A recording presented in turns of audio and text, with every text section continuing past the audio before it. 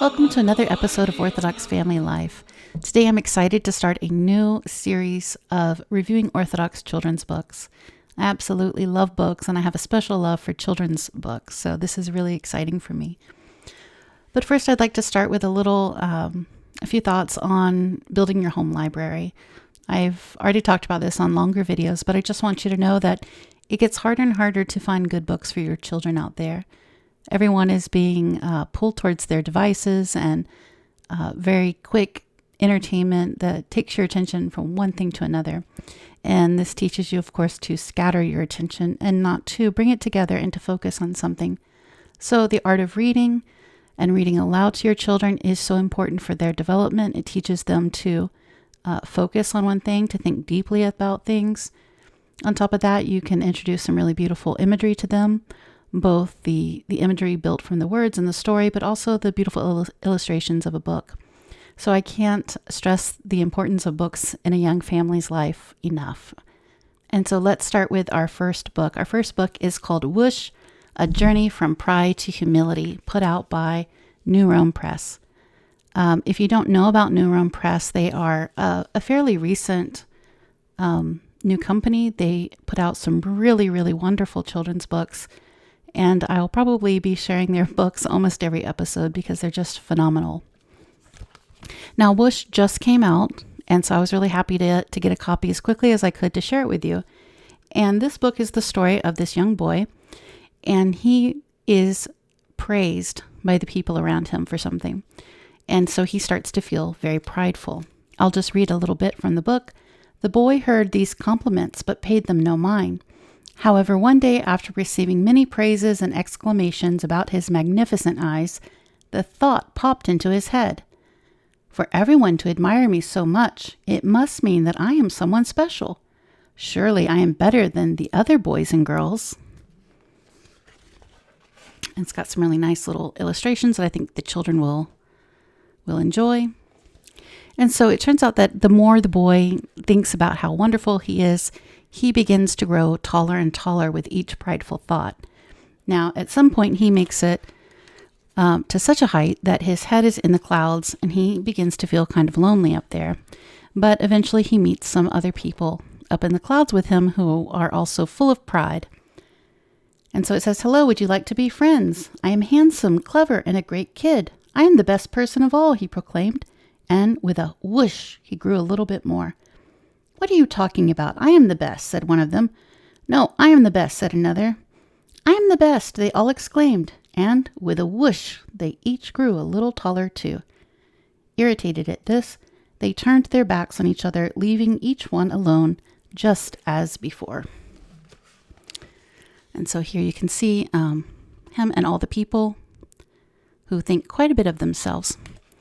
Now, what I really love about this book is that it takes the topic of pride and humility and brings it down to a child's level of understanding. And we begin to see that what prideful thoughts actually look like, especially in the life of a child, right? Thinking that they're better than other people. This isn't actually very different than the way some of us adults sometimes have prideful thoughts, right? And so this lovely book, very age appropriate. I would say probably young elementary school can definitely understand it. And it gives you an opportunity to talk about a few things, not just the pride and the humility and what that means and how we find joy in being humble, which I won't give away the ending of the book, but he finds someone that teaches him how to bring his ego down, and it's a lovely ending. But the other thing that it teaches that gives you an opportunity to talk to your children about is that everybody has different gifts. And these gifts are actually given to us by God. And so they're not something that we can be proud of in a sense because we didn't do anything to receive them, right? They were a gift. Now, there's a really great talk on my main page down at the bottom. It's under the Spiritual Talk playlist. It's by Father Savas Agioritis. And this is Destructive Praise. And this talk is over an hour long, I believe, and it goes into detail about why praise is so destructive for us.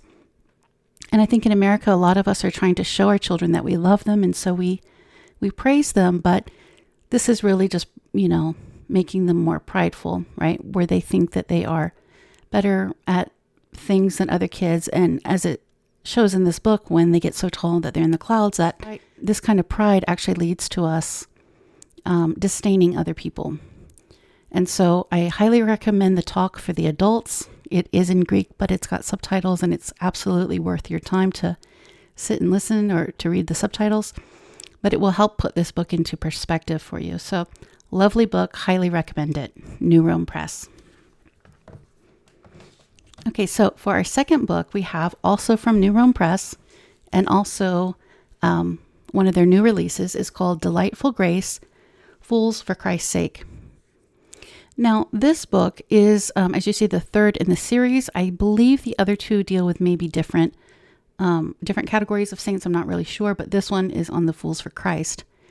And what it does is it takes you through different countries and different time periods, and it kind of drops you into a little story, not the entire life of a saint, but just one or two little stories about that saint's lives. And it does a really beautiful job of explaining what a fool for Christ is.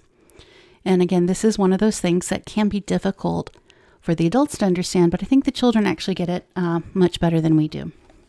Now, my favorite story out of this one would definitely be Saint Isidore. This is the story of a nun who was at a monastery, and she was not very highly thought of by the other sisters. She was kind of odd. She wore very ragged clothes, right? They really didn't even think of her as a nun. And so their spiritual father has a vision, and he has a prideful thought and thinks that he's kind of maybe one of the better people in the world.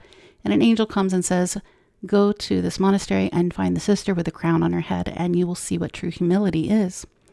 So he travels there. He collects all the sisters. They come out to get his blessing, about 400 of them. And at the end, he says to the abbess, the sister that I'm looking for is not here. Is there anyone else? And they said, well, kind of we have this one sister, but she's not really a nun. She's just very weird, and we don't really count her as one of us. He says, call her. And so she comes in, and she has this raggedy scarf on, and he sees it as this glorious crown on her head. And he prostrates himself in front of her, and all the other sisters are, of course, very confused. And he tells them that she is actually quite a humble and holy person, and that he has so much that he can learn from her. Of course, this humbles all the sisters.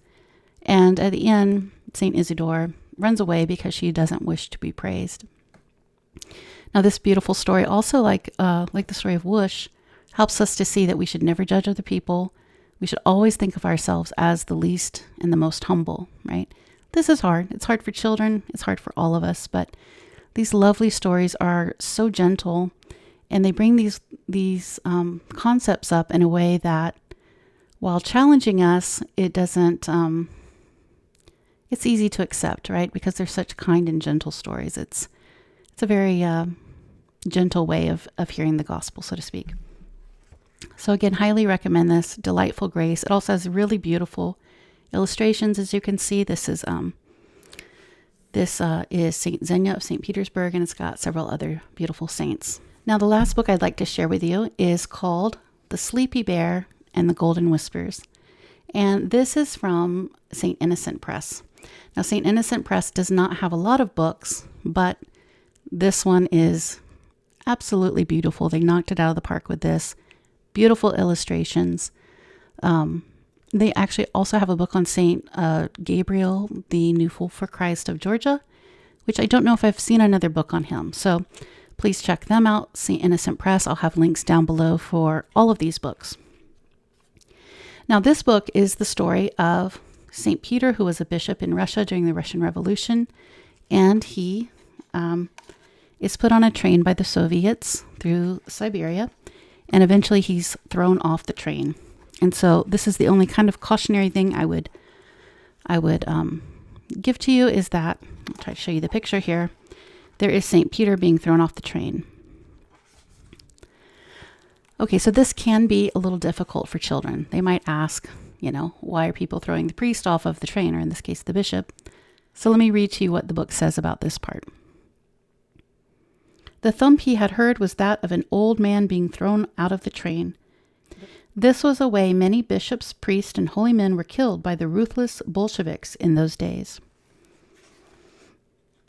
Okay, so you will probably have to go over with them what, the Bolsheviks were, who they were.